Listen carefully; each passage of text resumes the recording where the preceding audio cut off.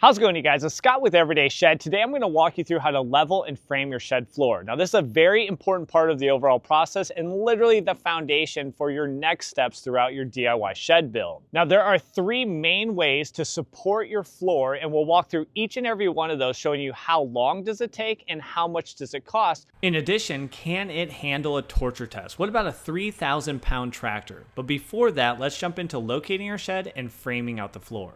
Carlos will lay out our perimeter boards or our rim joists for our 10 by 12 shed.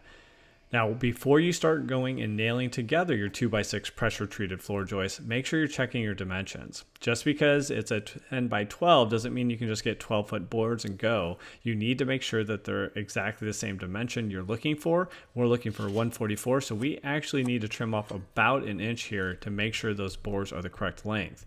Once that's confirmed, then we'll go ahead and sink our nails in each of the corner locations, and you might have to prop up a corner or two depending on how much elevation change you have at your actual base here.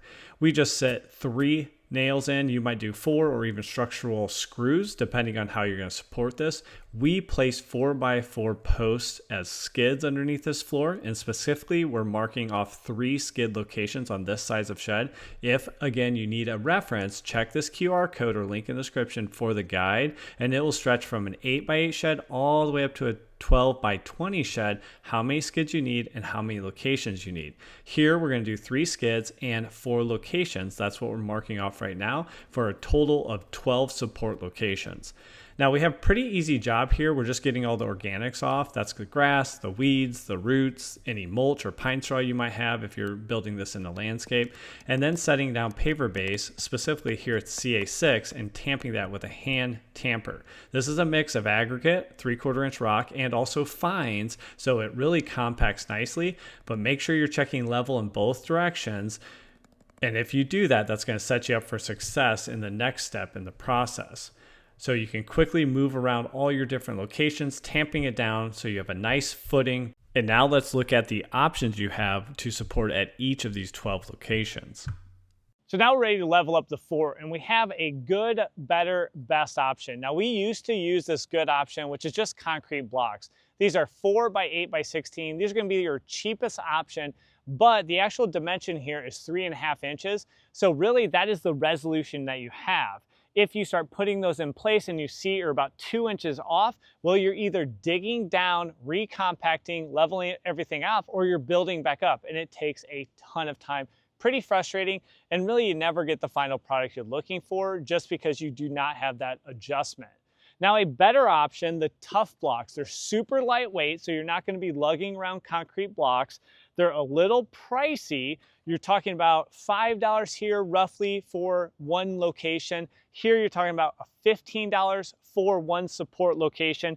You cut your 4x4 posts to length, and then there's a few different options of how to secure your floor, but we're going to show you an example of that. And then what we've switched to, which we feel is the best option. It is a small adjustable pedestal. It adjusts 1 inch at a time, and you can take off and add extensions to your need in your location. So I just added a 2-inch extension there, and now I'll go ahead and add the top back on, and then I have that adjustment, which is gonna give me 1 inch of adjustment and makes everything very easy to level up, and is literally 3 to 5 times faster than either the good or better option. But let's actually see these in action. We'll do one location with the concrete blocks, one location with the TuffBlock, and then the rest of the locations we're actually going to use our adjustable pedestals, and we'll see how long does it take for each of those so you can make the right decision on your own project. So first up, concrete blocks with our good option. Now we put 2 under there, and it kind of got us to the middle ground. We needed to build up about 2 inches, so we decided to add more CA6 and pack that down. Now when you do that, you kind of change everything. You got to re-level it. So we're just seeing, okay, is that going to get us to our level? It was actually too high, so we compacted down a little bit more, and you kind of play this back and forth game. This is super common with the concrete blocks. We've built many sheds over the last few years with these.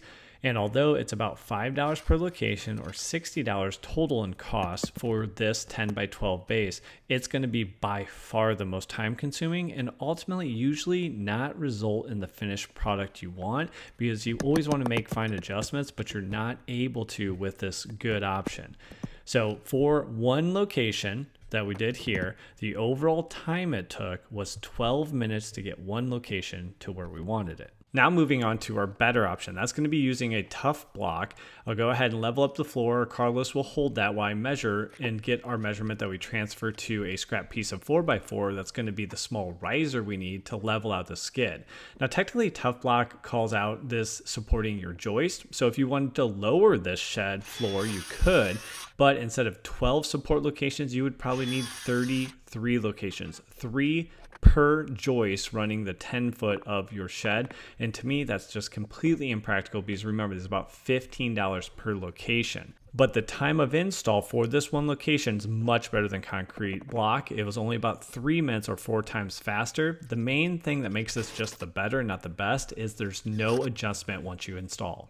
And now our preferred and what we consider the best option are these adjustable pedestals. Now they run from a minimum height of 1 3/8 to then adjusted all the way up to the max of 2 3/8. If you need more height, no problem. There's the associated extensions like this 2-inch extension I just added, and they come in 1 inch, 2 inch, and 4 inch. You can see a link in the description or this QR code will bring you over to Everyday Shed and show you the options for these exact pedestals. And we think they're perfect from anyone from a DIY homeowner to a shed builder building multiple sheds per week.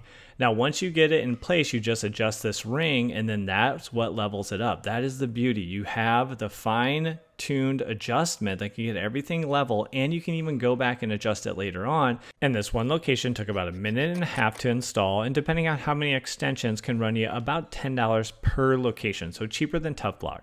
And we'll see we can really quickly run through just by having all the extensions and pedestals in a box and easy to access. And then I place those alternating the tab from each side and then just sinking one screw to kind of tack those in place. And here doing these 6 middle locations, adjusting the ring that will then raise the height, makes quick adjustment to get the support you need and also level everything out. And each of these locations, all 6 total, only took about 6 minutes or 1 minute per location, which is by far the fastest method. With everything leveled up, it's pretty smooth sailing from here on out. Carlos is going to mark our 2x6 pressure treated floor joist locations. If you need a little guidance, also in the free guide, you will see some examples of common shed sizes, your spacing for your floor joists, and then also some direction on the flooring that we use and how to stagger your seams correctly. Then we'll sink 3 nails in each end here, and we're doing 3 and not 4 because we're putting most of the weight on those skids themselves. If you do not have skids and you're just trying to support your floor structure, you probably actually need hangers going from your rim joist to each of your joists here, running the length of our 10-foot side. And the last step before putting your flooring on is to toe nail each of the joists into the skids. This is going to keep your spacing consistent and then also just give you more strength to your overall floor system. And a few months ago, we switched over to this 3/4 inch OSB Advantech. Not only is it a little thicker and more durable, but it has a moisture barrier on top of it, so it's a little bit more forgiving for shed applications. If you get some moisture in there, you're not going to eat away and deteriorate your floor, so it might be something you want to consider on your own floor build. But we'll stagger those seams with a full sheet and then a half sheet, and then the half sheet starting off, then the full sheet, just to make sure you're not lining up your seams, and that will again straighten up your shed floor. Let us know if you guys have any questions down in the comments, and if you want a link for the adjustable pedestals, you'll see down below the video in the description, or this QR code right here will get you over there. For us, this is the no-brainer. It's the go-to, it's the fastest, super adjustable throughout the process, which you cannot get with the TuffBlocks or the concrete blocks. And it also can hold up to a torture test like the Kubota behind me, which is 2,800 pounds on only half of the floor. And if you guys are like us, you probably need a ramp to get the most out of your shed. 2 different options for you. If you want a complete kit that has everything you need and the quickest way to build a ramp, check out this video right here. We'll walk you through the complete process. Or if you just want to build it from scratch, do the math, cut the angles, you can check out this video right here, which will help you out. So thanks for joining us on this video, and we'll catch you on one of those next ones. Take care.